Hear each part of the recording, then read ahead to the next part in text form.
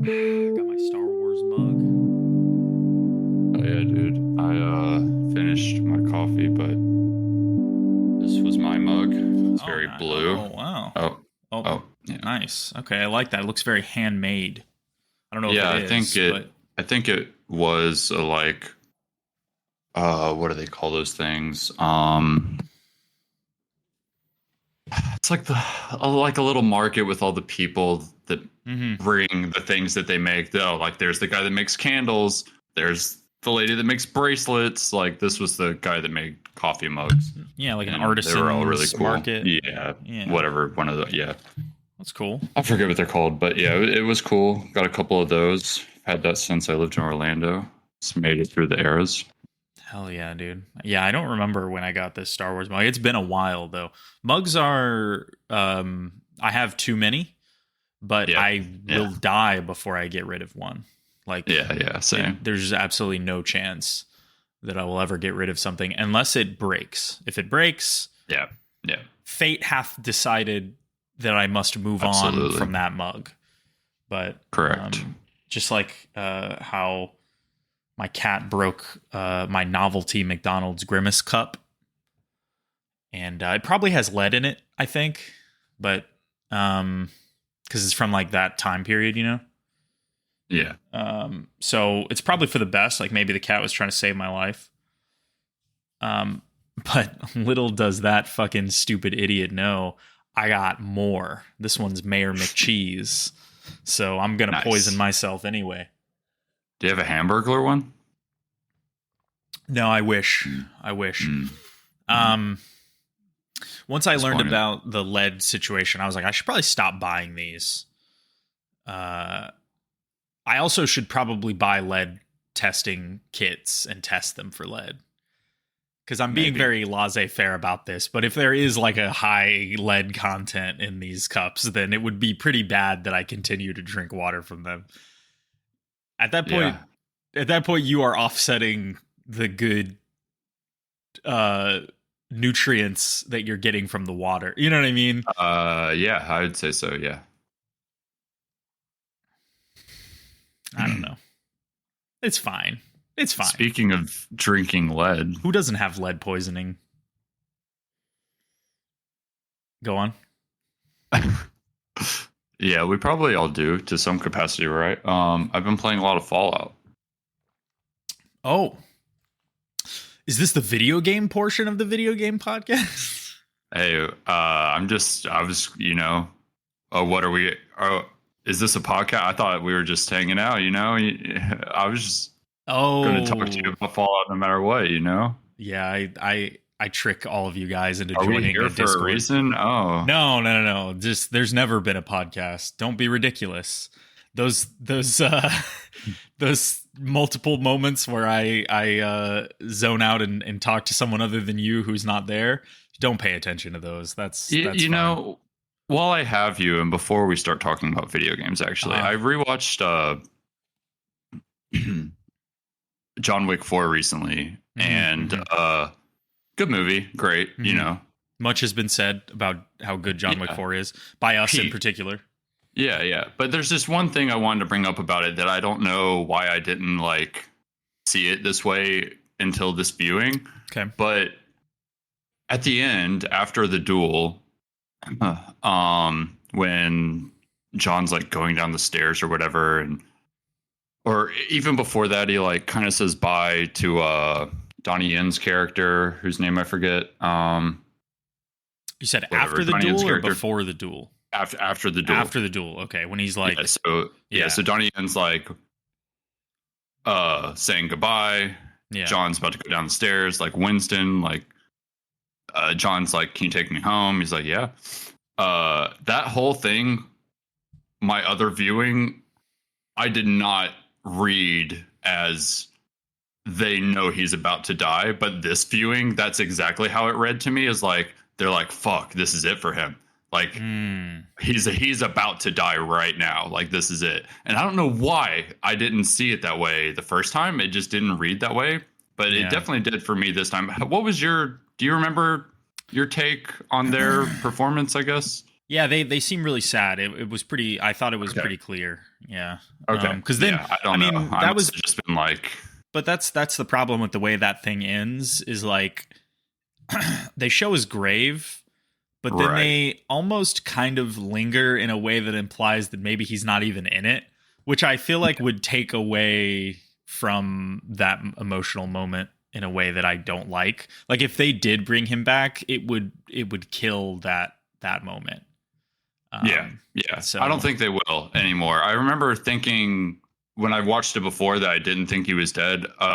Upon my rewatch, that's why I wanted to bring it up at all. Oh, I definitely think he's dead and not coming back, and that's like, that's it, whatever. But yeah, I was I don't know why I didn't see it that way the other time. I don't know, just weird. Yeah. Anyway, wanted to mention it. Good movie. Great movie. Absolutely excellent movie. Yeah, I have not watched it since we saw it, but it'll happen at some point. I mean, every few years or so, I'll get the hankering and fire up a John Wick movie. But did you see Shadow the Hedgehog? That he's Keanu Reeves. Yeah, Keanu Reeves is Shadow the Hedgehog. That Shadow the Hedgehog is voicing Keanu Reeves. Yes, I did. I saw that. Yeah. Yes. Yeah. Yes. Yes. I think that is a very inspired choice. Yeah. I was in an argument with Sean on Twitter about I said, I wonder if he's going to do his Cyberpunk 2077 like Johnny Silverhand voice. And Sean said all of his voices are the same. And I said, that isn't fucking true at all. I mean, come on, man. I mean, Bill and Ted, different guy than Mr. Wick. And even John Wick, I think, is different than Johnny Silverhand, even though they both have the gravelly Keanu Reeves thing going on. Johnny Silverhand, I like how mad he is all the time. He's just very clearly completely unhinged. That's what I want for Shadow. Like I want them to kind of recharacterize Shadow as like totally unhinged rocker boy instead of whatever the fuck he was before, which is basically a guy who says like 2 words or something. Like, yeah. I kind of remember Shadow from the GameCube game Shadow the Hedgehog, right? GameCube? Yeah. PS2? Yeah. His introduction is Sonic Adventure 2. Right. Yeah. Yeah, that's the first game with Shadow.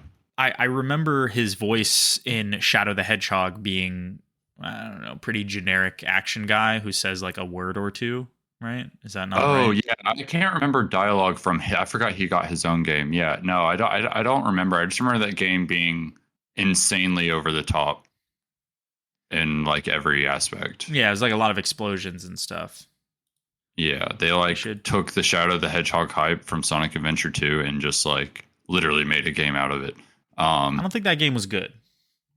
I mean, I'm not trying to go rogue here and just start casting aspersions, but I mean, yeah, I don't know. I didn't play it, and I know too many weirdos that liked it to say, because it's from like that weird era of games where I'm not really sure if it was actually bad or not. Yeah, I don't know. I never played it, unfortunately, so I can't really say. It actually seemed pretty fun, honestly. From the outside looking in, I was like, damn, that game kind of seems cool. But it's from a time where I'm like a kid, and each game I'm getting is like, few and far between. So that was not going to be one of them because, kind of sus. But yeah, it didn't look horrible. I wish I would have like rented it or something at the time, but I never did. I saw a thread on V talking about how graphics from that era of games was the best. In their usual kind of like incendiary way, where they'll say graphics and aesthetics peaked in the 6th generation, that kind of thing. I don't know if I would say peaked is the right word, but I definitely think that it was the biggest leap forward that we've ever experienced. Thinking back now on that era of games, like being a kid. And I don't know. I kind of feel that way about PS2. I think I feel like that's when we really went up a notch from the PS1. That's what I'm saying. Yeah. And okay. I thought you were saying the next generation. My bad. No. Sorry. Yeah, PS2, like GameCube, original Xbox, like going from PS1 and 64 to PS2 was. Yeah, I think that's our biggest jump in a lot of ways, for sure. I think that era. Yeah, I think so. I think we're basically just like it kind of, with the exception of like a handful of stuff that is doing things different, whether that's visually, stylistically, or mechanically. It seems like that era is really more or less just being refined over and over again. Higher fidelity, better versions of those mechanics, better versions of those kind of games that were coming out. Like, it is sort of like that. We sort of almost kind of plateaued there, and every now and then we'll get something doing something different, actually truly unique and pushing the medium forward. But yeah, I do feel like that's true, probably. Yeah, like, I mean, don't get me wrong. Like, there's.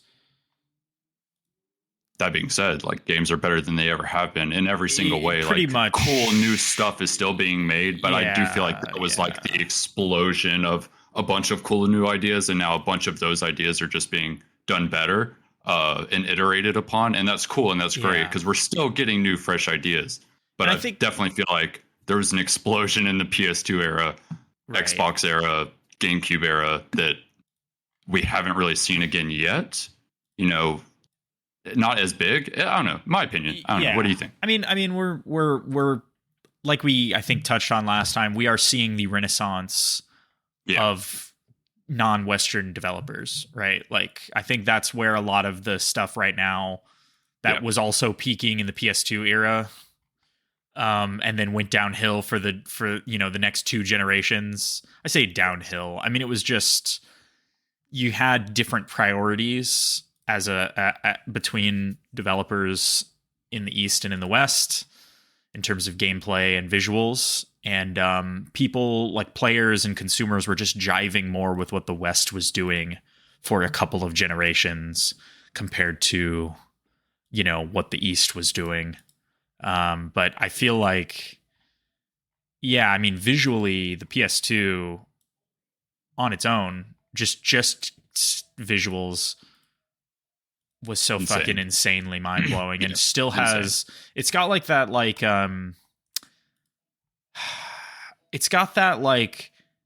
oh, I could still boot up a game from this generation and not feel like it's unbearably ugly. You know what I mean? Absolutely. Like original Resident Evil 4 or something like that. That's definitely where games can still hold up for me. When it gets older than PS2, it's like almost innately going to be a bad time for me, and just sort of like what's the word, like a novelty almost to play games older than PS2 for me personally. I know it's not true for everyone, but for me personally, it's like if I'm going pre that era, I'm like, I know I'm not going to be in for the full ride, and I'm just doing it to like have a little fun and then be done. But like Kingdom Hearts 2, Shadow of the Colossus, the God of Wars, maybe not for me for those, but there's plenty of stuff in that era.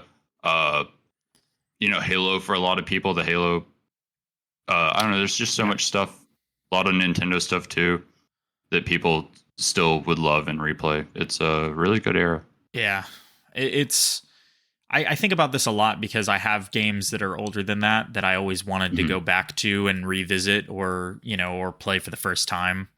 I think PC stuff is a little bit easier, especially like old PC RPGs. It's easier for me to go back, but console stuff is tough. Like going back and playing old PS1 games, especially with the control schemes and shit they had, but visually as well, it's like.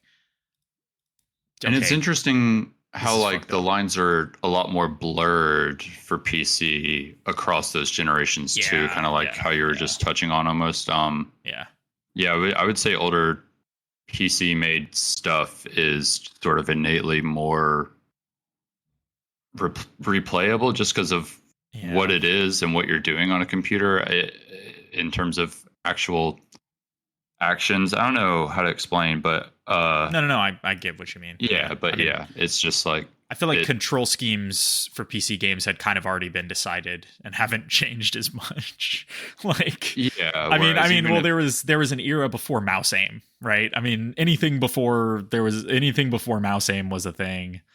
Okay, well now you're just fucked up. Like going back and playing the original System Shock, like non-remake is like, all right, well, there's a reason that people patched in mouse aim after the fact. Yeah. You know what I mean? Like this is fucked up. I've never thought about this, but did Doom not have mouse aim? Yeah, that's original so funny. Doom. Does it have it now? I mean, depends on which version you play. There's like 9 million versions of Doom at this point, but yeah, I mean, absolutely. if you go back and play original Doom, no, it does not have mouse aim. And I mean, the reason for that is because you don't look up or down in that game at period. That's true. You do not look up or down. You only look side to side, and then your character auto aims. God, what a banger, dude.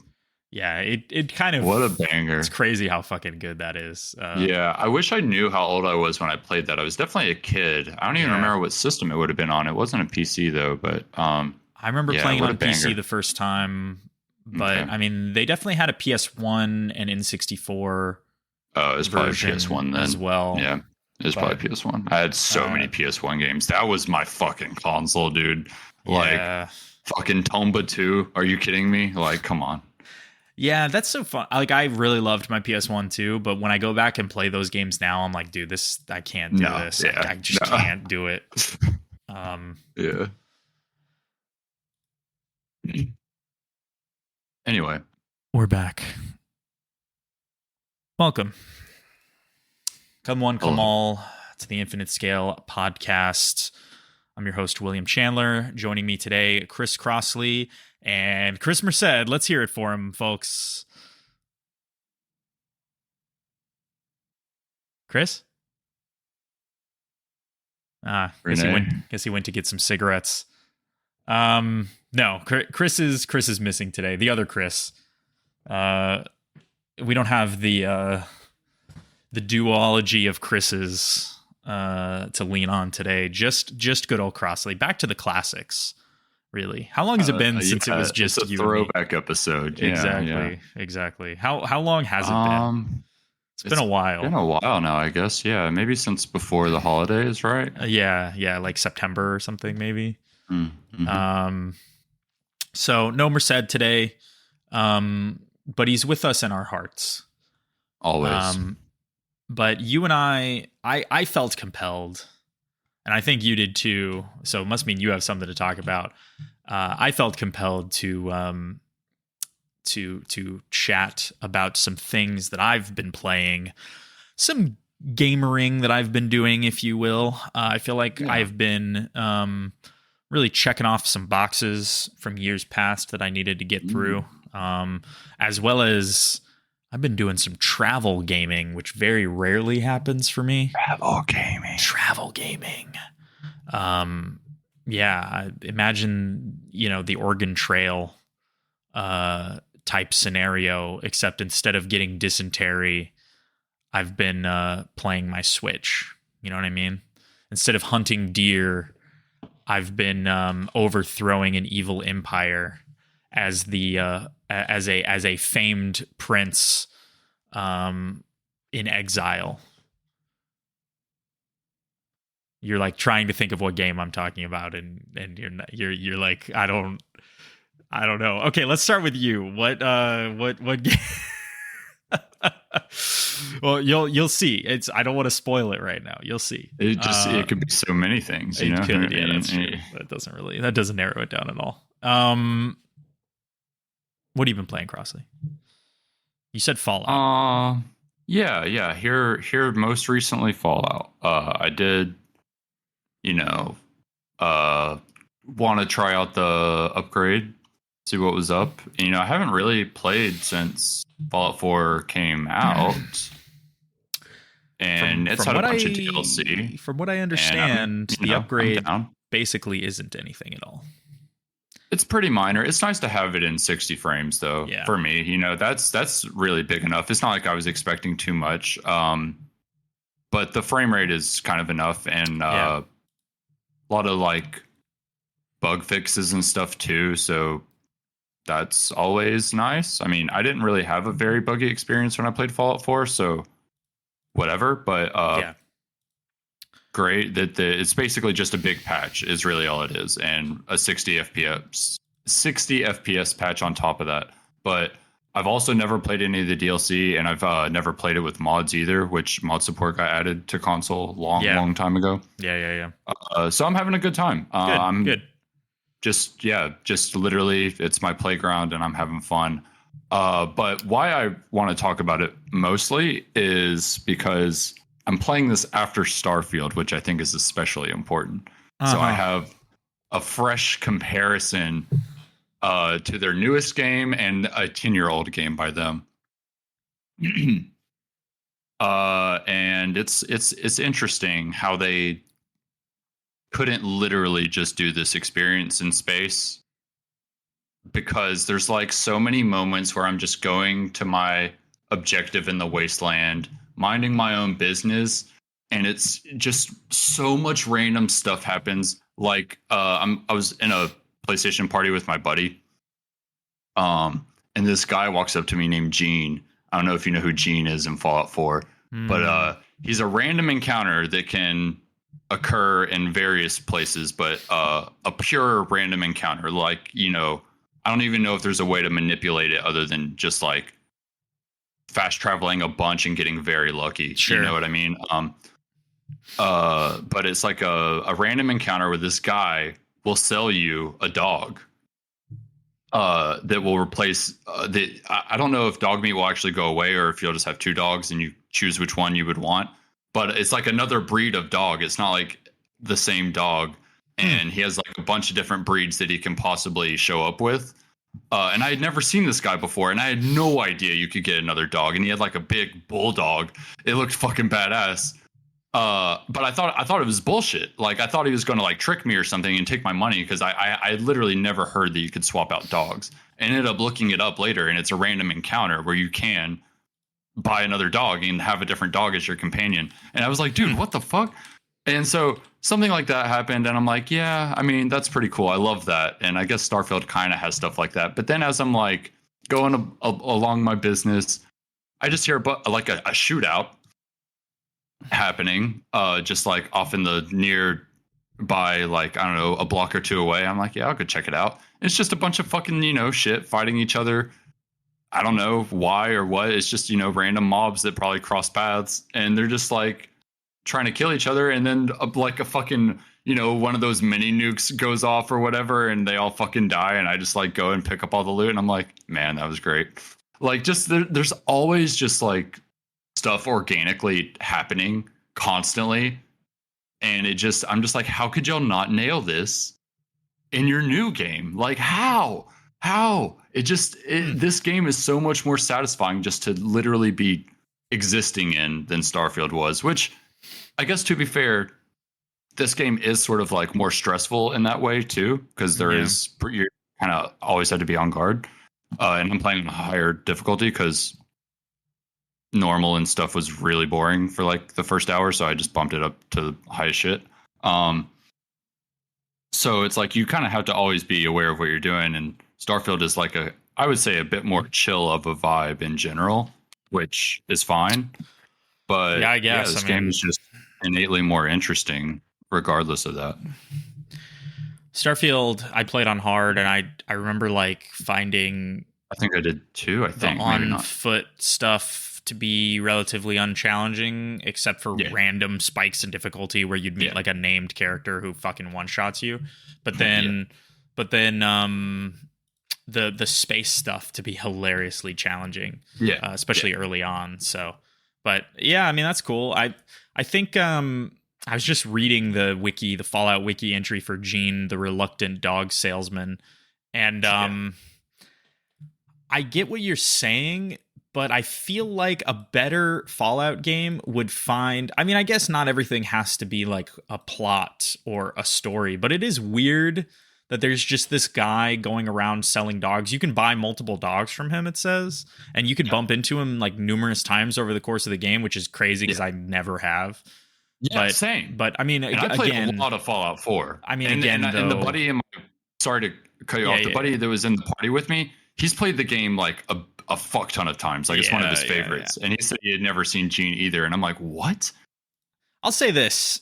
The nice thing about how Fallout games work is there's a lot of cases where you'll just stumble upon a dead body, and it could be any of these random encounter guys. You know what I mean? Yeah, that's so true. Like, I mean, it really, I'm not sure if they, because like I remember in Oblivion, they were very strictly modeling people's presence after they left the area of the player. Like it meant no one ever despawned.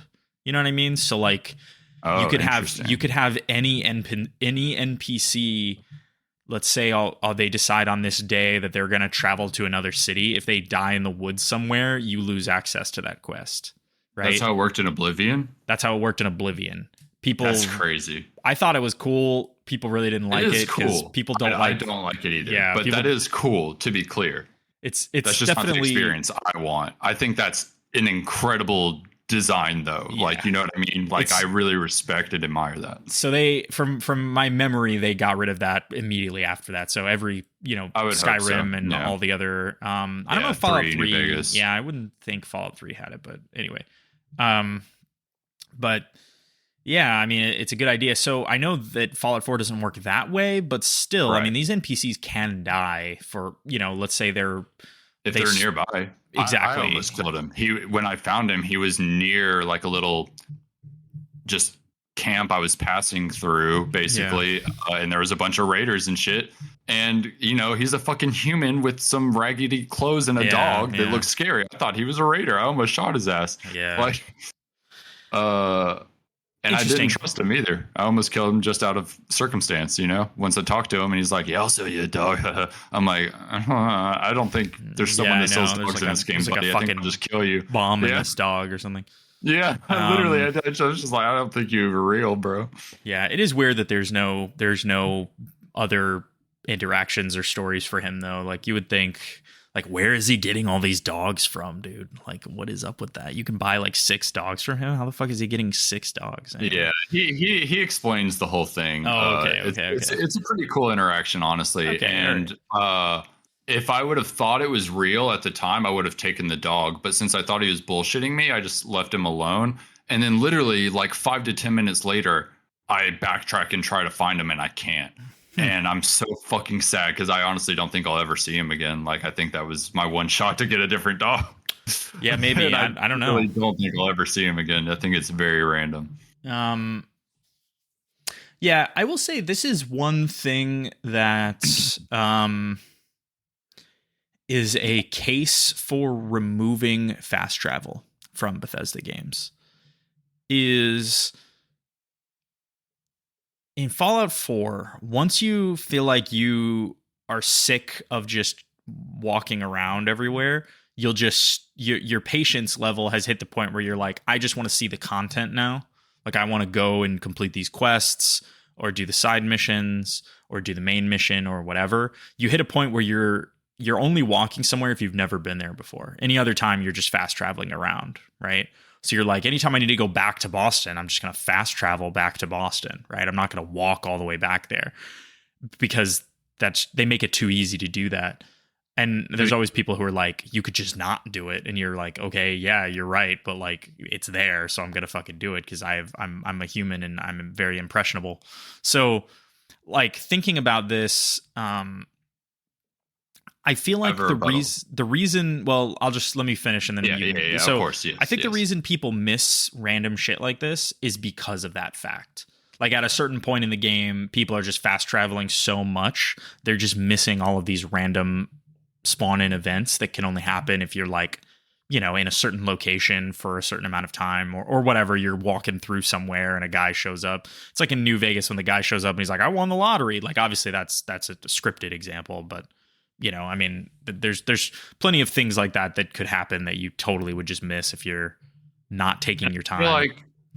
Yeah, and I feel like that's almost Starfield's problem too, is there's probably a lot of random shit you can come across, but you are essentially incentivized to fast travel constantly. Yeah, of course. Yeah.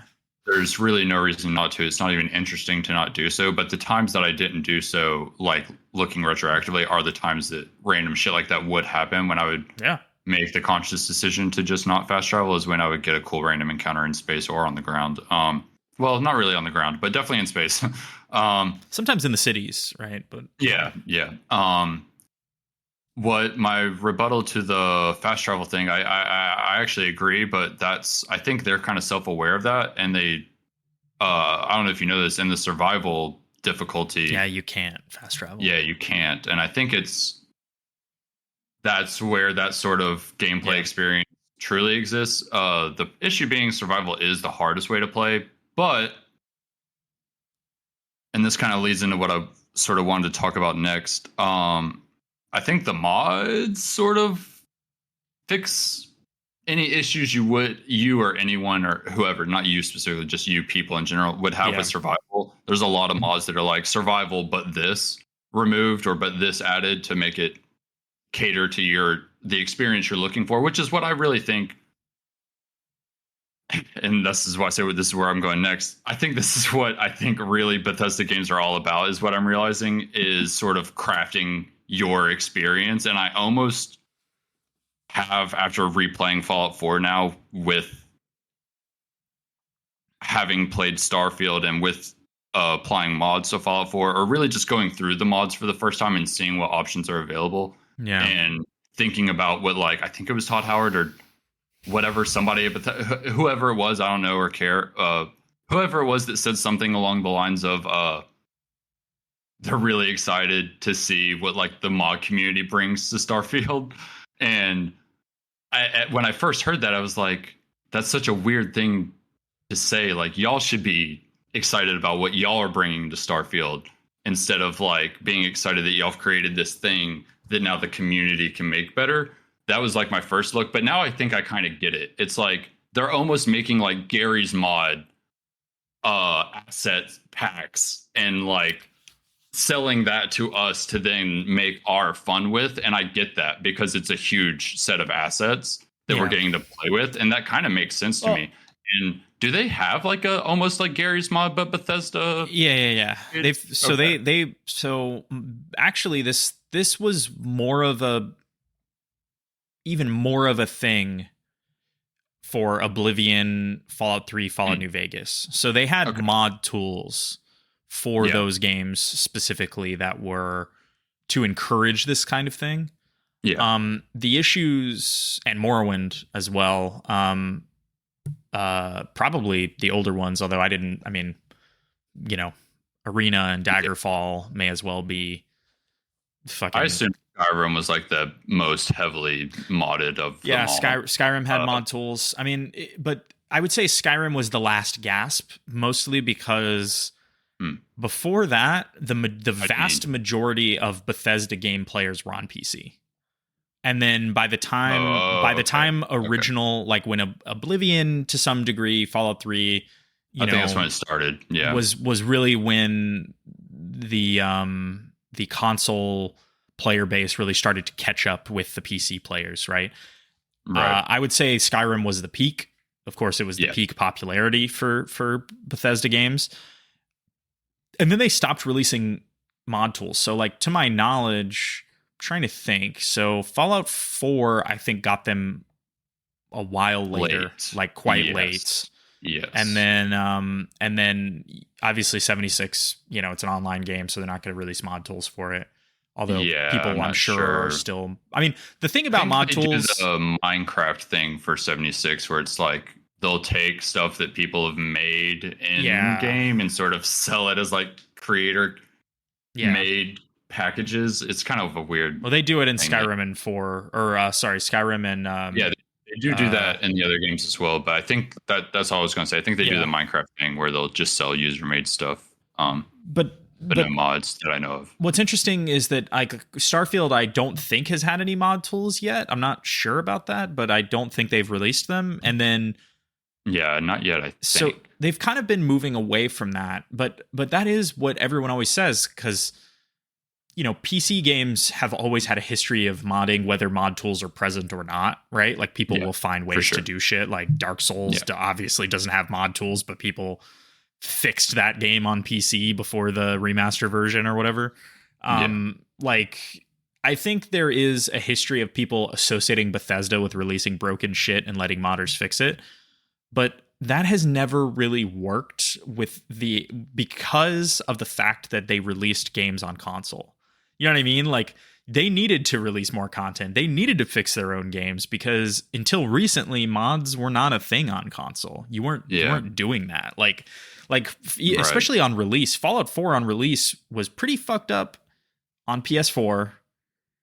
And I'm like aware I had a very blessed experience.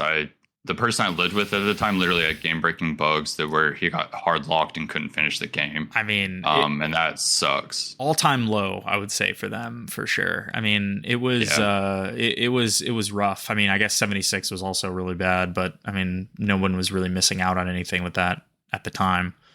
Although people are now going back to 76 and saying it's really good. I don't know. No, so I was trying to, but I was talking with my same buddy that I was in the party with about 76 recently, because he kind of had the impression that it didn't do very well or wasn't very popular. And I was like, no, it did very well, and it was very popular, and they made a lot of money on their like what's it called, microtransactions, like a lot. And that's why this game is still existing and still adding content. And I was like, I'm pretty sure they just did a paid DLC too, so you can still keep getting the content. And I checked, and it came out in December. They just did a paid DLC for 76 in December. What's crazy, I don't actually think those are paid. I think those are free. They're No, they finally did a paid one. Oh, really? Well, okay. Finally. It was free DLC updates up until the newest. Interesting. Now they've done the thing where it's like, okay, well, if you buy into this, now you'll get all the updates free again. Everything else. Kind of thing. Yeah. Interesting. I mean, but I think you're right in that there is something that could be done with Starfield. Like, that game could be rescued by the community if people gave enough of a shit and they release mod tools and there's enough of a modding community. That's for sure. But and it's not even that it's like it needs to be rescued, which you could definitely argue that it does because it has a lot of issues. That's not what I'm trying to say, though. It's just that how I feel about like Bethesda's product in general is like kind of shifted after playing with 4 and being able to see like let's just assume the game functions, which I think is Bethesda's job, to release the full thing and it just work. That's asking a lot, apparently. But like, let's just assume that's the baseline I want from them. And regardless if the experience itself is very interesting, I do think they are creating a very, very interesting set of tools.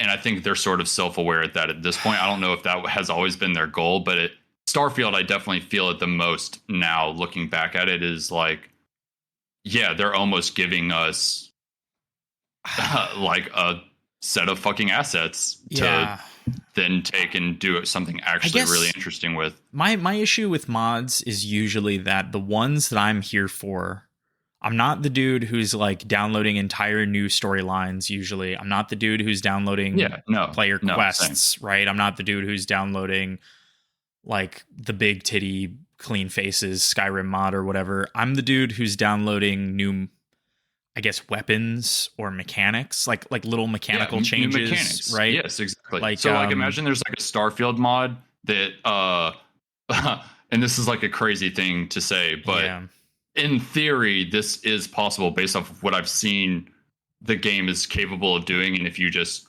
modded around it, if you like cut the load screens between like playing it and someone like modded in, instead of like a load screen, it's like a transition from like through the atmosphere that you like see visually.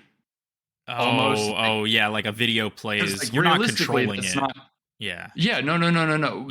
But instead, and then also because there is physical space between the things in space. What if they added a way to physically travel to places, but instead of it taking an eternity, they make your speed or the actual distance, Yeah. somehow kind of smoke and mirror it to make it satisfying to actually travel places in space as well at a super high speed. Yeah. Like there's realistically, after seeing what you can do through like mechanical and stuff updates to Fallout 4, it's like, okay, no, I really see where we could go. I mean, I don't know, and that's funny because, like, to me, I don't know the extent that modders can go to, especially without mod tools or with like what's in the walled garden when you have mod tools, and then what's even accessible outside of that. But like, yeah, could they even do that realistically? I mean, I guess here's the thing: is like, you bring up a good point. So. You bring up a good point, which is that. Why do they even need to cut to a loading screen? Just have an in-engine or pre-rendered cutscene of your ship re-entering or exiting the atmosphere in first person. That's all you need. Why even have like a... Because like they have your ship is taking off and it's like a third person, like not even third person. It's like a second person, like something else is viewing you, right? Like you're not like, it's almost like a camera pans up and then your ship takes off into the sky, if I remember correctly, like when you're taking off.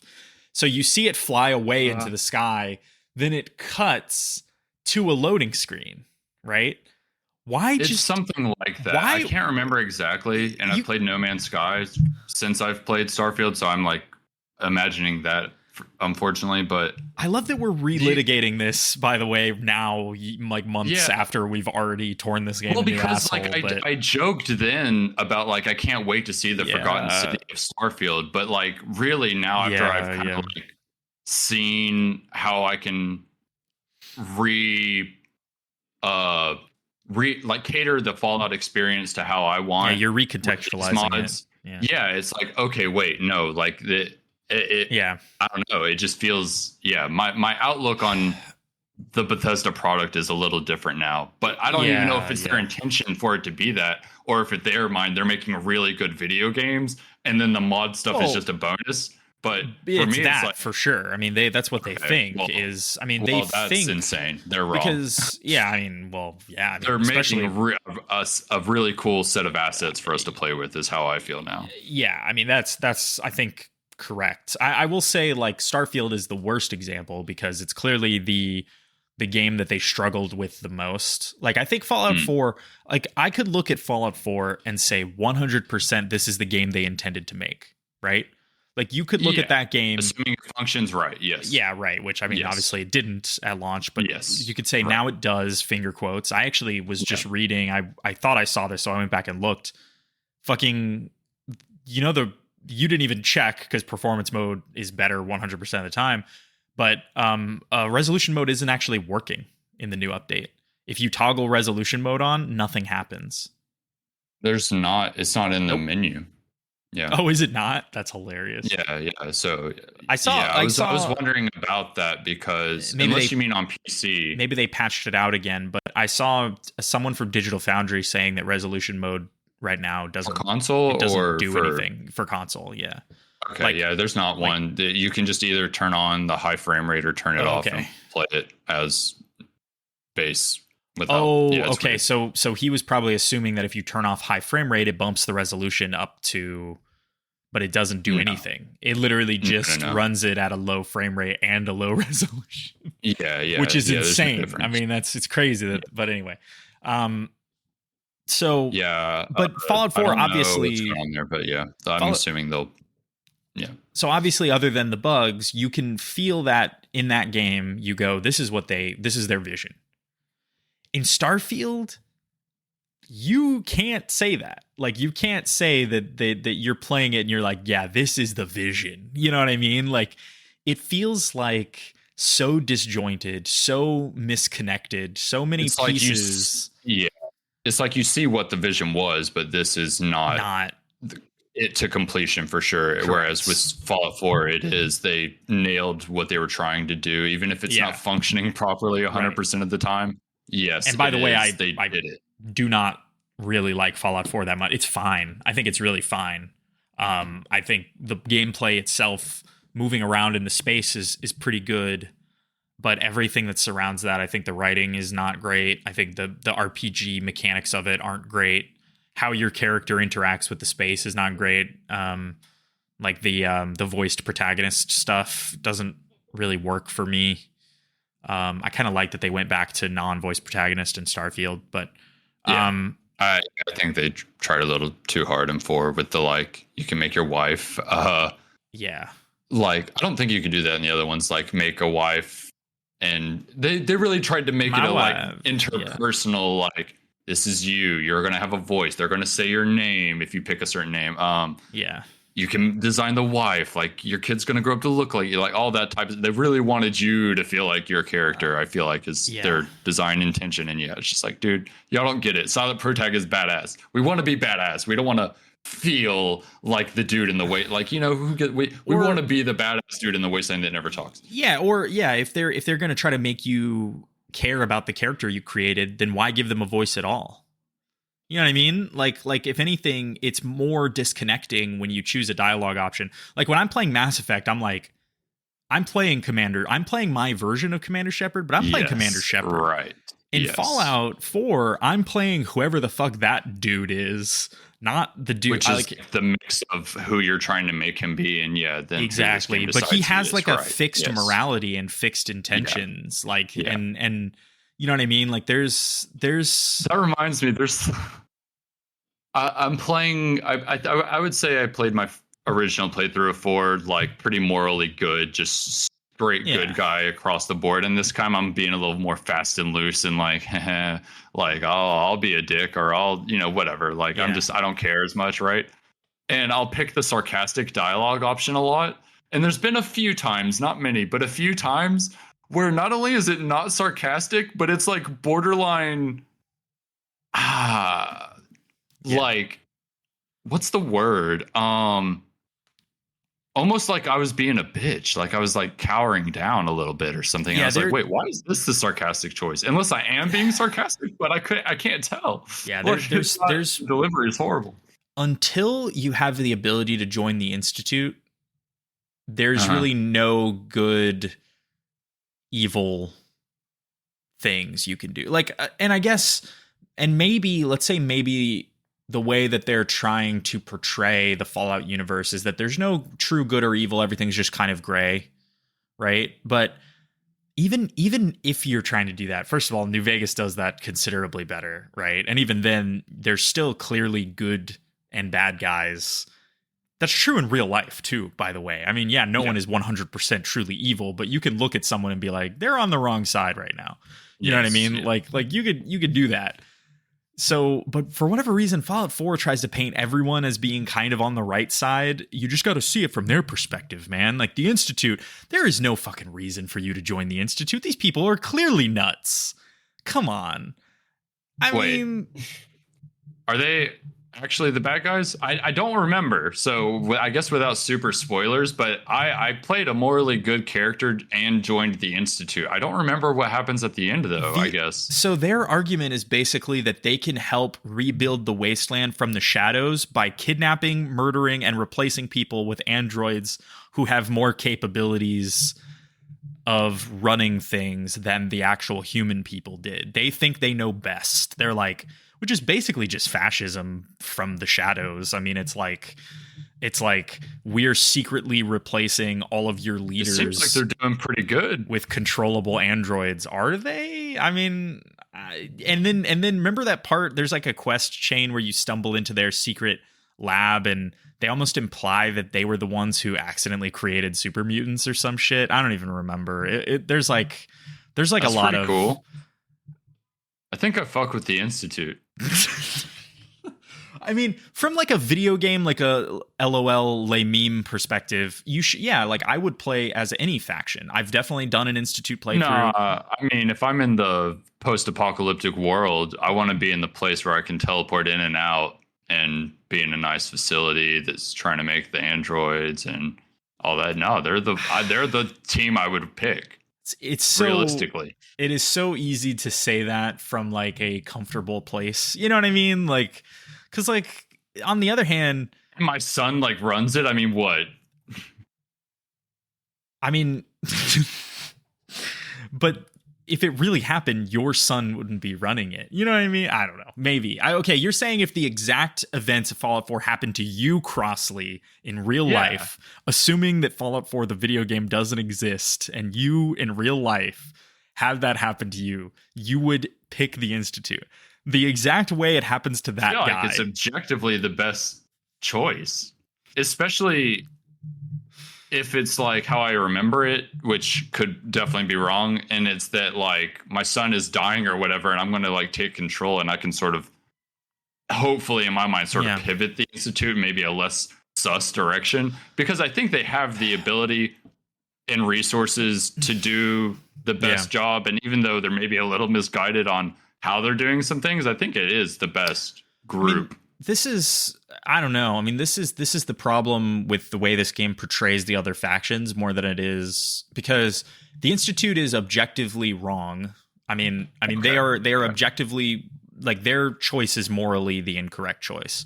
However, functionally, they are the most functional of the factions, other than arguably the Brotherhood of Steel, which are literal fascists at this point, like literal techno-fascists. Like, the other options are worse, I feel like. But I mean, like, if you're looking at it from a moral alignment perspective, obviously the Railroad is the most good. They're doing the most good from a, like... But where's that going to get you, bro? But yeah, like, I mean, they have no goals other than let's free all of the androids, which is okay, fair. But then you could also argue that the Minutemen, is that what they're called? The Minutemen?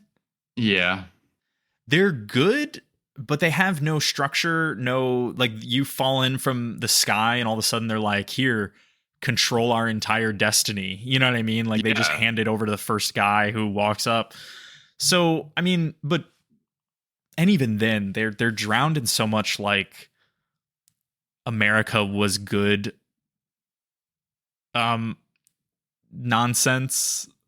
Like, all of their, like, founding father worship and all that shit. They're not good enough. It's just weird. But yeah, I mean, this is why Fallout 4 is poorly written. Because, like, did you play Fallout New Vegas? You played Fallout New Vegas. No. Okay, all right. Fallout New Vegas, there are objectively good and bad factions, but there are like each playthrough is so unique and interesting and well written, and like each faction, like there is. The NCR is like the liberal democratic party of let's bring back America.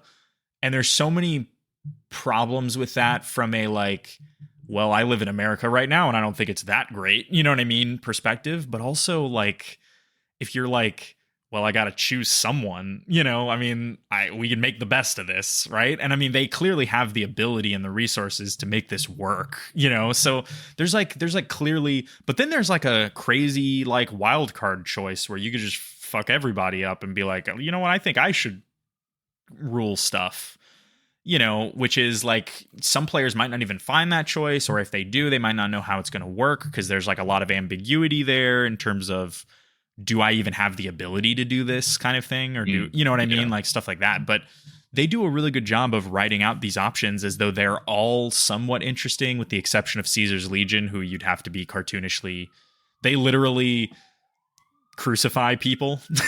So, I mean, if you agree with them, like, from a, well, I'm just playing as myself and I think I'd go with this, then you're probably a nut job. But the Caesar magic card, literally, whenever you attack while he's on the board, you have to sacrifice one of your creatures, and then he makes more creatures, and I think it's the funniest thing ever. That is funny. Yeah, I mean, it's but this is the problem with Fallout 4, is that I don't think this game is that great. And I every time I play it, I'm really excited to do it again. Like, I'll get like a few hours in and I'm like, man, this game is just fun. I'm just having a fun time. And then when I start getting into the meat of like the quests and the factions and stuff, I'm like, oh my fucking God, this is so stupid. Like, everyone is so stupid. Everyone is so annoying. To me. Yeah, that's exactly what happened to me. And I was like, I don't know if I'm actually going to do this. And then I remembered I hadn't played the DLC, and I was like, okay, I'm just going to do that. And then if I start having a bad time, whatever, you know, this was like, basically free, you know, for me. No worries. But Yeah, I started the DLC last night, and I played some this morning before we started recording. And I heard that's actually I'm pretty good. yeah, I'm enjoying it. It's a decent bit harder too, so I'm like challenged. Whereas the main game, even on the hardest difficulty, that's not survival, was really easy. Other than when something would like suicide nuke me, it's like okay, well, yeah, obviously I'm going to die, but yeah, I'm having a pretty good time, and I've heard the best one is yet to come. That I'm not even playing like the best DLC yet. So wait, which one are you playing? Far Harbor? I'm doing whatever the first one is. I think it's the Automatrons. Oh yeah, I forgot they did those. Yeah. And I'm just going around with this robot. I just upgraded this robot. I may have done that. Yeah, I just gave it like more weapons on its arms and gave it like tank legs, so it's like moving around on like the fucking rollers and shit like that. And yeah. You should. I think I didn't play those. I think they were more just like tutorials for adding new mechanics, like robot building, which is something that they'll let you do in the rest of the game. There's smaller DLCs and bigger DLCs. This one is a smaller one. Yeah. I would say there's basically 2 expansions. One is Far Harbor, which has a new area of the map that's like in Maine or something like that. And it's that's the one that everyone talks about being good.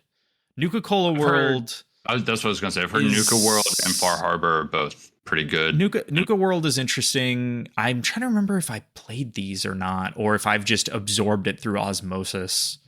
Yeah. But like Nuka World, I haven't. I remember is all bandit themed. So like, if you're a good character, it makes no sense for you to participate in any of this, because basically it's you fall in with a bandit faction and then either recruit or kill all of the other factions in order to unite them across the entire theme park. That's fucking awesome. Yeah. Which is cool, but it's also like, and I mean, the way they write evil characters, like, I don't know. Yeah. There's nothing threatening about any of the bandits or anything in Fallout 4. Not in the way that like remember the super mutants in Fallout 3, how scary they were? Yeah. Like there's like sacks of meat everywhere and you're like, why are they doing that? Yeah, I don't know. I mean, it's just, it's they just, I don't know, man. Fucking Bethesda. They're like kidifying all this shit. Anyway, okay. All right. It's fine. I need to watch more of the show as well. I've not watched it anymore show's since good. Did you finish that? No, not yet. Okay. I'm Fallout like watching Fever. it weekly, even though it all came out at once. It's like I've realized I don't really like to consume shows like that. At least when they're really long. I would have loved to have been done with X-Men 97 by now, because the episodes are so short. I'm like, fuck, give me another one. But 1 hour shows I like to watch a little more spread out. Yeah, I'm with you. I think I'm like 3 episodes from the end of Shogun. Nice. I need to start that still. Okay. All right. Should we talk about Remake real quick? I'm down. What did you finish? Because if it's like an actual conversation about it, I want Merced to be here because he finished it recently too. But Remake or Remake? He finished it recently? Oh, you mean like yeah. Like he had played it and then he played fucking he Crisis played it in Reunion. Yeah, both. Yeah, recently. He hasn't played Rebirth, but yeah. It's not a real actual conversation. I mean, we don't need to unless there's something that someone really has to say. I guess I would just say like I was listening to a podcast the other day called Insert Credit. Bad name, good podcast. It's pretty good. It's got a lot of different guys from different sides of the games industry. Some of them are developers, some of them are journalists, some of them have been both. One of the guys is Tim Rogers. He's one of my favorites, and he has a phrase that he uses a lot that he calls his good time hat. So what he refers to as the good time hat is basically the concept of wanting to like something. So like if you want to like something, it means you put your good time hat on. That's how he phrases it. I think I put my good time hat on for Final Fantasy VII Remake this time when I played it, because I found myself enjoying things that I didn't like the first time, namely the combat primarily. Like I found myself getting really into it mechanically. And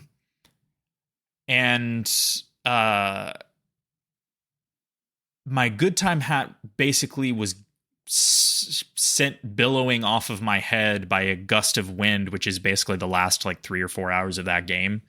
Yeah. Story-wise, I think it's fine. It's interesting the stuff that they're doing, right? That they're setting up, and there's a lot of stuff that, you know, they're doing that fucking Nomura thing that he does where he's like, all this is so mysterious. What's happening? You know, like that he did throughout all of Kingdom Hearts as well. You did finish, right? Yeah. Okay, so yeah, just like the stuff where they're like on a fucking moon or crater or something in the cosmos, and Sephiroth's like 7 seconds to the end. Exactly. What are you gonna do? And you're like, what the fuck are you even like? Yeah. There's so much of that at the end. It's insane. Yeah. And I get they're doing alternate timeline stuff with, you know, Zack living and Aerith clearly can see all of the different timelines, or at least a few of them. So she's clued in on some of this stuff. Has some sort of cosmic awareness of some kind. Yeah. Like this is like maybe she's in a time loop or something. Like she's been through.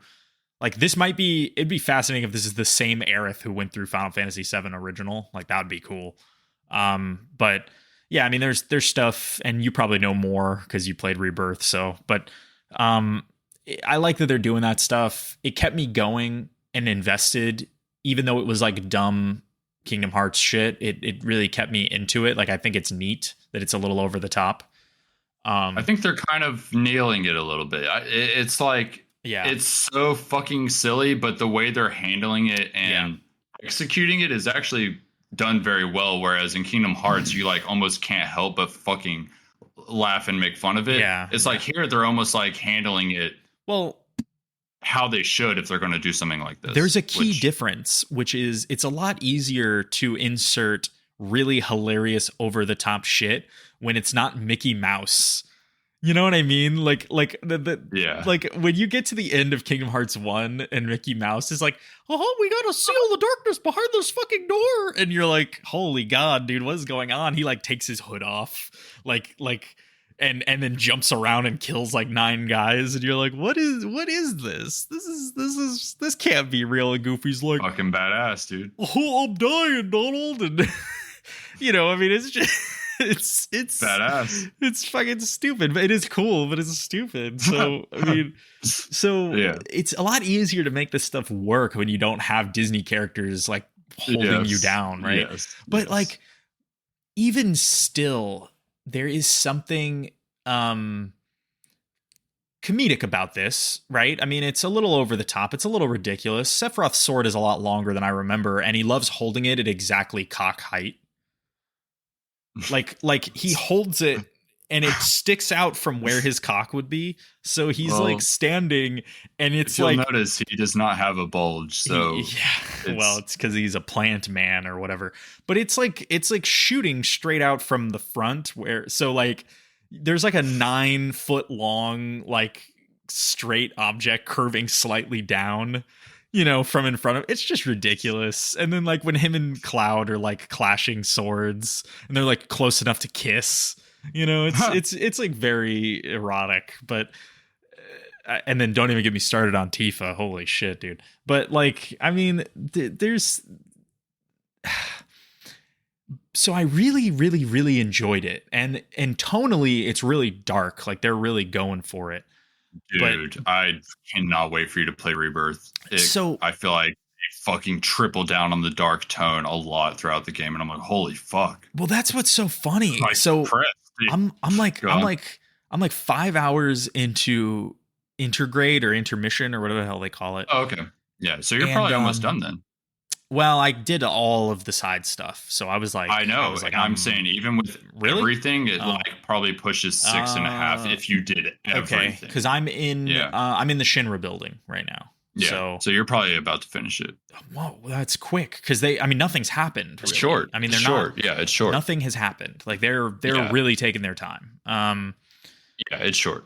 So I just got through like the gauntlet like there's like a part where it's like mostly gameplay. Like that whole building is mostly you getting to fucking go ham as Yuffie, and then it's over. You know? So I have two comments. One, it is so funny playing that immediately after finishing 7 Remake because the tone is fucked up. It's very different. It is Saturday morning cartoon shit. Like the beginning of the game is her talking to herself about what her mission is when she does like a Hideo Kojima character intro where it's like she lands and she's like, the mission starts now. You know, it's like Metal Gear Solid 3 when they're like, begin the virtuous mission, you know, or something like whatever the fucking whichever one. And she's like so adorable and full of like life and hasn't been like traumatized by any recent events that we just saw. And it's just like, oh yeah. No.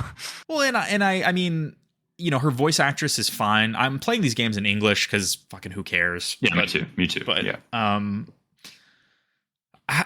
her voice actress is fine. I think she's doing a decent job with it. Yeah. I really like Sonon. The guy, the companion character. I don't know why. I think he's awesome. His voice is incredible. I think he's actually the same guy, if I'm not mistaken, as one of the characters from Persona 3 Reload. I'm not sure. I think he might even be the main character in English, actually. Which, I mean, I'm not sure. The main character in English only has like 5 lines. Like, you know, they'll say, or huh, or persona, you know, or whatever. And then otherwise they're a silent protagonist. But anyway. He does have recorded dialogue for all the Persona names. That's true. To get lucky enough for him to say them. Yeah, that's true. You're right. But anyway. Fuck my ass. Yeah, right. So the tone is all over the place. But the gameplay, it's like at least 300% better than 7 Remake. Like my good time hat is secured back on my head.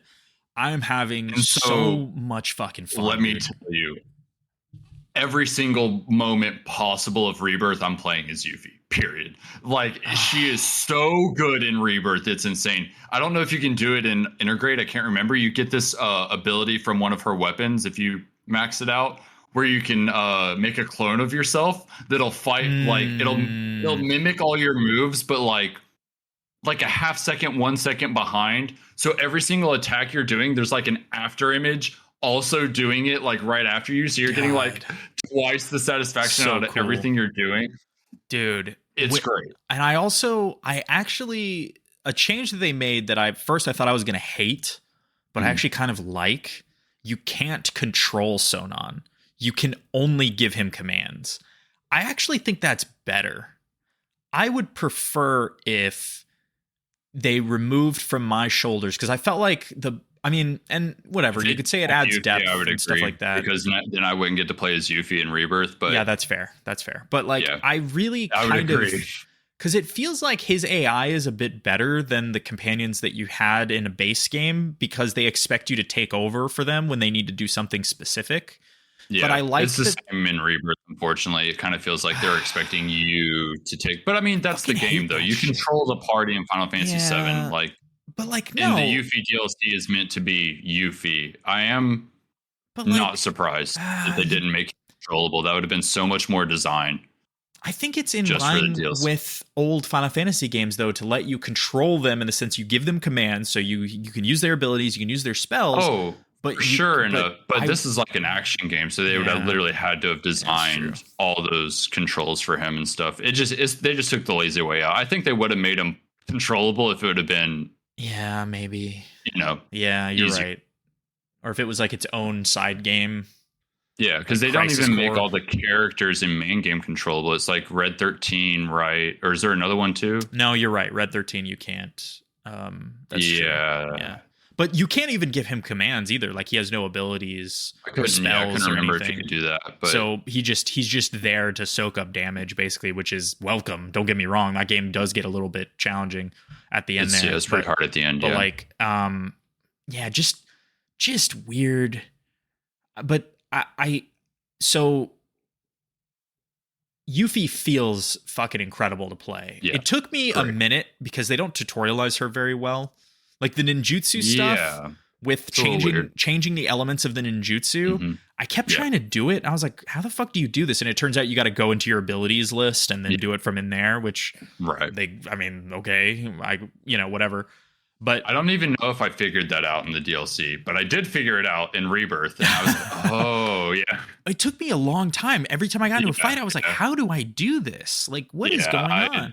I actually really struggled in the Yuffie DLC. I was having fun, but I was like, I don't know what the fuck I'm doing with this character. I'm just fucking whacking shit. Well, she's really squishy, but really strong. And then when you get Sonon, glass cannon, they do something super smart, which is you can press the L trigger to enter like collaboration mode or fucking synergy mode or whatever. And then both of you start wailing on the same person, and it increases the percentage of stagger that you do. Yeah. But it also drains the abilities. You're gonna love Rebirth thing. Yeah. And I was like, this is fucking awesome. That boss, the like centipede with machine guns on it in the DLC, we fucking blitzed that shit, dude. Like 30 seconds. I was like, this is the best. Which is crazy because like it's not that the game's easy. Like if you take a direct hit by any enemy, you're like half dead at least. And dude, you're making me want to replay Rebirth. That's like how I feel when I'm playing Rebirth, like all the time though. Not even just as Yuffie or anything. It's like when you're on point, you're just constantly doing like move, mechanic, ability, that. You're just constantly going and popping off, and it's like you're almost like dominating. But in reality, because you've probably been put in your place already, or you will be soon. If you make one mistake and get hit by one thing, it's like done. You'll literally lose the fight and start over. I did, before I had Sonon, I tried to do the Ramu fight, the VR mission by myself. Yeah. Fucking he nuked me almost instantly, and I was like, well, fuck that. I'm gonna go get a party and then come back. And then I got Sonon and we destroyed him. But like, but even still, like Sonon's there. I'm kind of building him as like a damage soak, but also like kind of balanced, right? Like he has more health and he can take a little bit more punishment, but he also does some damage. But like Yuffie, I'm just building all damage, and I'm just like, yeah, man, throw that fucking shuriken, fucking teleport to that shit, beat their ass. Like she has the deadly dodge ability from the start, so you like, which I used on Cloud a shitload. And I mean, I feel like it's better with her. I feel like the timing of it, everything about her is better. She's peak. She's so peak cool. gameplay. So I'm like really enjoying myself. I'm excited to finish it. I'm probably just gonna start Rebirth right away, just because that's the mode I'm in, to be honest. And it's so much better too. I'm really curious to hear your direct side-by-side comparison, because like I'm pretty sure I've mentioned, I've tried to play Remake and I just like kind of can't. There's like, I don't know, but having tried, at least I got a little bit of a side-by-side, and it's such a better game. It's crazy. I think that it's fucking feeling awesome. You get with Yuffie in the DLC is kind of true almost across the board. I would say Barrett and Tifa still kind of struggle to be interesting to play. They're kind of, she just punches and he just shoots. But the other characters, Red 13 is super interesting. Yuffie, obviously. Aerith, I think they kind of nailed in this one. I don't sort of enjoy her play style, but she has a lot of crazy stuff she can do in this game. So if you take the time to invest into Aerith, she's a really cool character with gameplay too. But Cloud and Yuffie are like chef's kiss peak action gameplay.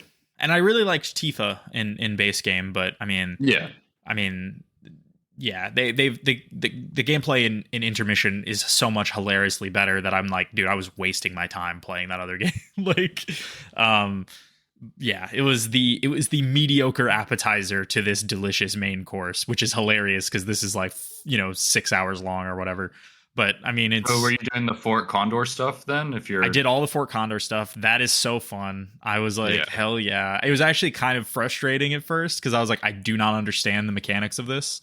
Yeah, at first it was like, this is dog shit. But once you kind of know, it's like, oh, okay, this is kind of fun. You kind of figure it out intuitively, but they do not tell you, or at least I don't remember because there's a lot of tutorial messages that pop up when you start it. I don't remember them telling me this.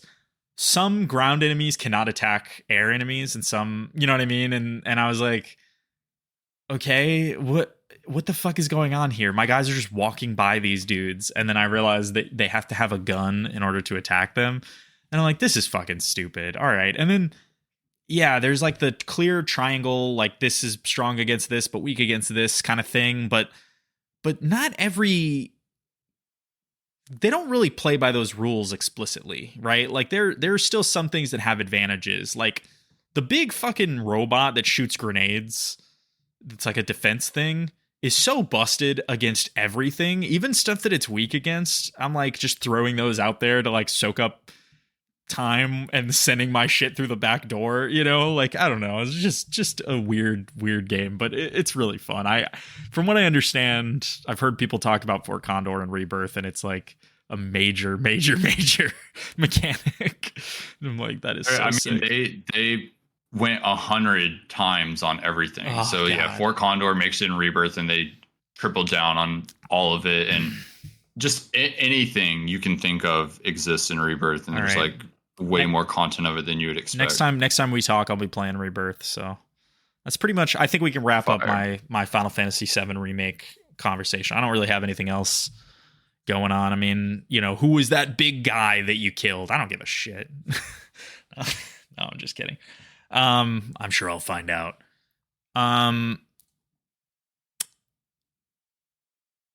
What's up with the guys with the numbers on their shoulder? They were like experiments on them, just like Cloud. Are those alternate clouds, like alternate universe clouds, you think? No. It's kind of my like least favorite thing about Rebirth, and you'll see this, I think, is that it's so what they are, I think, I have to double check, but at least how I understand it is they're essentially the characters of Advent Children are. They're like things to eventually, I think, lead to making a new Sephiroth is essentially my understanding. They're do I need to rewatch Advent Children now? I did recently, and I had a pretty good time. Okay. All right. I would say maybe wait till after Rebirth, because I feel like that felt right for me. At least I wanted more Final Fantasy at that point, so I was like, I need something, you know. But anyway, fucking that's my understanding. But the way they use them in Rebirth kind of got on my nerves after a while, because they're essentially like they're so stupid.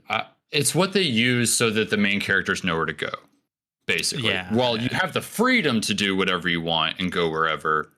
If you see them, you're like, that's the main quest. Yeah, it's like the main characters literally only know where they're going because they're like, oh, they're going that way, I guess we should go that way. And that's fine, but it feels almost kind of lazy because they do it pretty much most of the game. I don't know. Gotcha. And it's like everything else is so good. It's just like, damn, y'all couldn't have thought of a better reason for them to go that direction other than they saw the guys. We had a conversation not that long ago about what they're going to call the third game in this series, right? Did we have that conversation? I feel like we did. I think we might have. If not, I think about it enough. Okay, so I'm not sure, but they spoil it in this DLC that I'm playing, in the Yuffie DLC. What do they say? Those numbered arm guys just say one word all the time. Reunion. That is what it's going to be called 100%. 3,000 Crisis Core Remake is called Reunion. So you're wrong. Is it? Oh, fuck. Yeah. Is that true? That's what everyone thought until that came out, though. Is that for true? sure. They call a Crisis Core Remake Reunion? Yep. What's the title? What's the full title of that game? Crisis Core Reunion. Okay. All right. Well, then I guess you're right. Then it can't be. God damn it. All right. Yeah. I'm honestly still 50-50 that it could be a Reunion. Who cares? I wouldn't be surprised at all. But wow. Yeah. Okay, so according to Square Enix's, actually the Steam entry, here's what it's called. Crisis Core, all lowercase, by the way, at least according to Steam's listing. Crisis Core hyphen Final Fantasy VII hyphen Reunion. Well, that makes me feel like it definitely will never be Reunion for the next one. Well. Yeah, I think so as well. That's rough. But am I going to play this? It's rough, bro. It's rough. It's rough. I will say Okay. I think it's at least worth doing like a YouTube thing that like covers all the bases of that game before Rebirth, because they definitely expect you to be aware of the events of Crisis Core going into Rebirth in a lot of ways. Like, whereas in original 7, the events that they go over in Rebirth is when you learn about the stuff in Crisis Core for the first time as the player.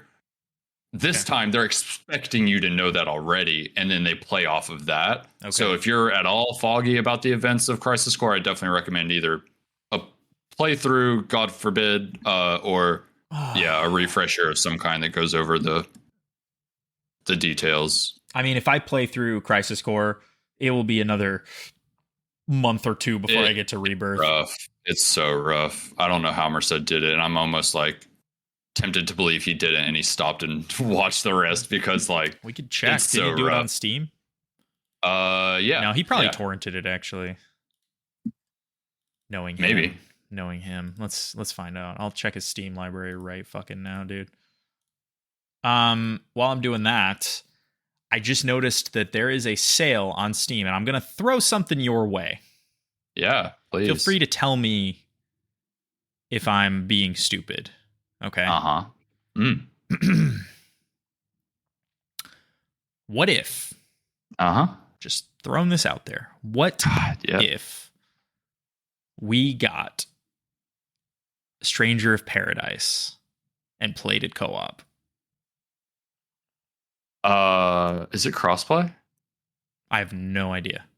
I technically already have it on PlayStation, so okay, never mind. If I can avoid spending money on it, I will. But it's on like Sony Game Pass, so if it has crossplay, is it on Sony Game Pass? Oh, I'd play it on Sony Game Pass. Then that's fine. Oh, okay. I could do that. Yeah. Okay. Perfect. I could do that. I don't know I don't. I've heard it's pretty fun, and not spending money on it's my best way to have fun on games like that. Maybe I do have a headset for PlayStation. I have no idea, but we'll figure that out. We can use. Are you able to use Discord and play? Yeah, well, I sit over there when I play, but but we'll see. I mean, we can make it. Well, whatever works for you. I was just saying, I can chat on Discord and play if you are able to, but if not, whatever works for you. Yeah, no problem. It's gonna be chill. Okay, well, it's enough Final Fantasy chat. Yeah. We could wrap it here if you want. We got some good topics in. It's an hour and a half. I feel like the other game I was alluding to is that I have put about 10 hours into Unicorn Overlord. That's what I thought. And I think that game fucking rules. Yeah. But if Merced's been playing it, then we should definitely I honestly want to play more of it too. I basically started it. Maybe I've played an hour tops, and I really want to play more. I'm going to be honest with you. And other stuff, the first hour or two, I don't think does the best job of telling you how fucking dope it's going to be. That's my understanding as well, and I know I want to play more of it. I just Dave the Diver, Balatro, and now Fallout have kind of been consuming me a little bit. But I do need to play Balatro. The tutorial ends for Unicorn Overlord, and the game immediately becomes awesome. They cut the leash off you, and you fucking go, dude. That game's so sick. I'm having the best time. Shockingly, like the most fun I've had since, I guess, Three Houses. But even then, I hated the last portion of Three Houses kind of a lot. Yeah, I fall off after the first 3/4 of Three Houses as well. So that's like the last quarter, basically. You're right. Is like, but. Yeah, so I'll say the first portion of Three Houses is amazing, and then the last bit, incredible, yeah. This is as good as the first 3/4 of Three Houses. I mean, it's fucking awesome. Yeah, I'm having a great time. The story kind of rules too, which is shocking. Fuck yeah, dude! I'm here for it. I mean, yeah, you say that, but it's Atlas. Come on. Yeah, it's true. It's not Atlas. It's Atlas published. It's not Atlas developed.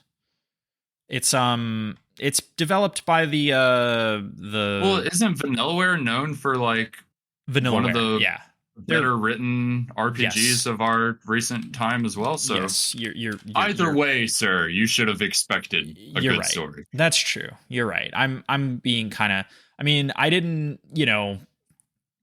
I'm kind of mad at myself now for not really digging the gameplay of 13 Sentinels, so I never finished it. I didn't like it either. I mean, it's just not for me, you know? And maybe I should have tried to give it a better chance and like get further in it, but I felt like I could just tell that it was not a for me kind of thing. You know what I mean? Yeah, I understand. I think that game is probably really good if I gave it a real. I did play kind of a lot of it, to be honest. I did kind of play like. I probably put 8 or so hours into it before giving up. Okay. So I mean, I did put like 20 minutes, and I was like, I don't know if this is my shit. All of their games, even Dragon's Crown, even Odin Sphere, all their games are games that I have to put a few hours into before I'm like, okay, I get it. You know what I mean? Like I'm starting to understand what they're doing here. Unicorn Overlord's the same, dude. I think at the beginning I was like, I don't see how this is a game. You know, it was like an auto battler. But then all of a sudden they just start layering mechanics and complications onto everything, and it just becomes so sick. Like, it is so cool. So I'm begging you to play it. Basically, I'm basically begging you at this point. Like, I want to have a good conversation about it because it's as soon as I get bored of these things, Diver, Balatro, Fallout, it's absolutely the next thing I'm doing. I have had slight interest in Remnant 2 DLC, but I'm not in any rush to tackle that. And it's pretty short from what I understand. I want them to add a lot more shit before I go back to that game, to be honest. I really want the like it's a new big update. Well, I mean, you say big. I heard it wasn't that much, but I don't know. I mean, maybe. I'll do some. From what I understand, it's like they've added to the whole game, whereas the new content specifically is like a small amount. Like there's more in each area now. There's more boss options and stuff like that for all the areas now. So it's like the people that have been playing the game a lot are pretty excited about it, and I haven't even played it that much. So I feel like there's just still a lot of content for me to consume in that game in general, regardless of the DLC. And now all the DLC is released. So I do want to go back to it eventually. I'm just not in a rush to do it. Okay. It's just, all the content's out now. So that's cool. I'm looking at Reunion on sale and really. Yeah, I bought it on sale, $20. I played it for like an hour and I was like, I'll do this when I'm super desperate for 7 content, like leading up to the next game probably, but I just couldn't do it this time. I can't believe I'm like back. I'm turning into a Final Fantasy sicko again. Like, I was a Final Fantasy sicko when I was a kid. Good. Like, when I was a child, I fucking loved Final Fantasy, and then they lost me for a while. But it's all thanks to the good time hat. Like, I put the good time hat on and I was like, suddenly I'm going to have a good time. I mean, I do remember replaying 12 a couple years ago, and that being kind of a catalyst for me being like, should I do this? But that game is infuriating. I don't know if you played 12. No, I don't like that game. That game is fucking infuriating, honestly. But it is cool. It's one of the most vibey Final Fantasy games for sure. They wrote that game like a stage play, which I think is awesome. Like the dialogue is like a Shakespeare thing. Like people talk awesome as hell in that game. Yeah. But anyway.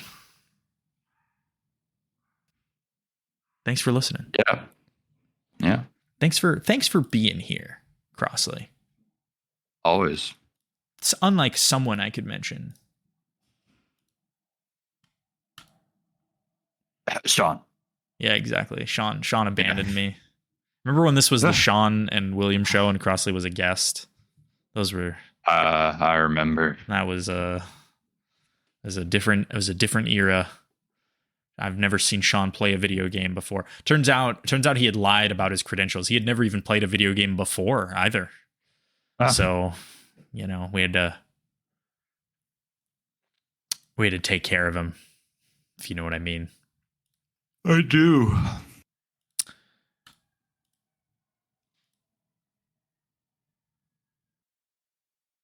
Peace.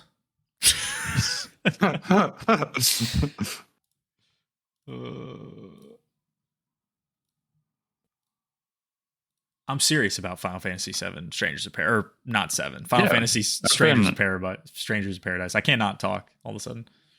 I've been interested. Let me make sure it's still on the